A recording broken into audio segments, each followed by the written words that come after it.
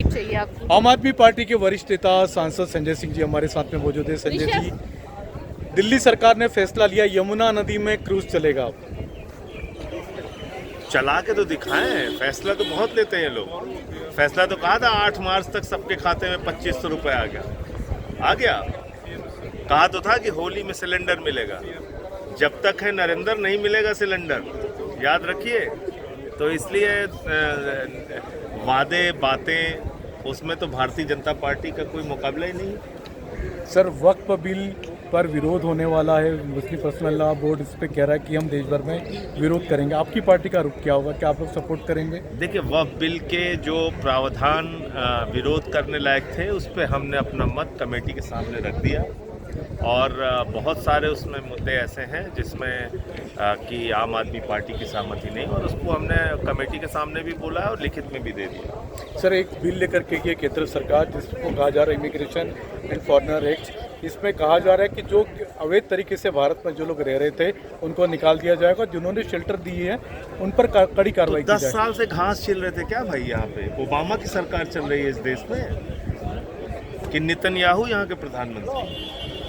कौन है प्रधानमंत्री? कौन यहाँ का प्रधानमंत्री है? यहाँ के प्रधानमंत्री तो आदरणीय नरेंद्र मोदी जी हैं ना, विश्व के महामानव।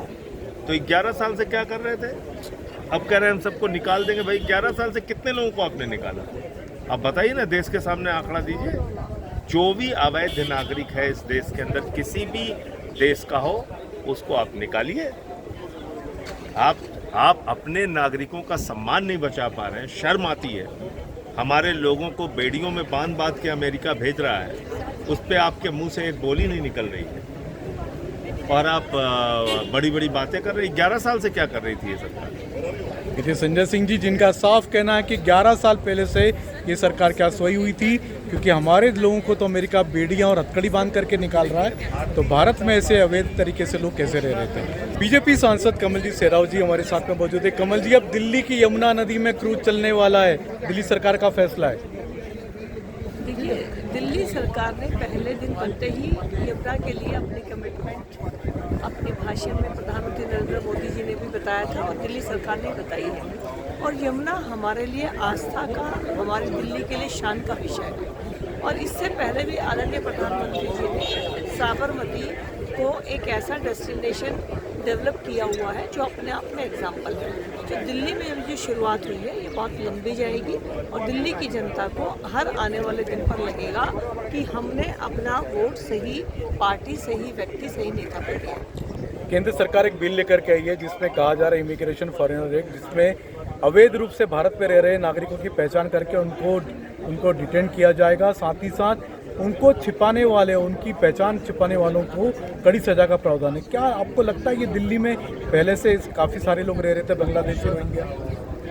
दिल्ली में हम लोग अचानक एक अलग तरह का कम्युनिटी को देख रहे हैं और ये भी पता चलता है कि जब हम किसी को घर में काम के लिए रखते हैं तो उनका नाम कुछ और होता है, लेकिन जब हम उनका आधार कार्ड लेते हैं तो वो कुछ और नाम से होता है। तो भारत के किसी व्यक्ति को तो अपनी पहचान कभी छुपाने की बात नहीं है। यदि अगर इस तरह का हो रहा है तो दिल्ली में और भारत के अंदर इमिग्रेशन माइग्रेंट्स को लाने और बसाने का काम कोई ना कोई तो कर रहा है।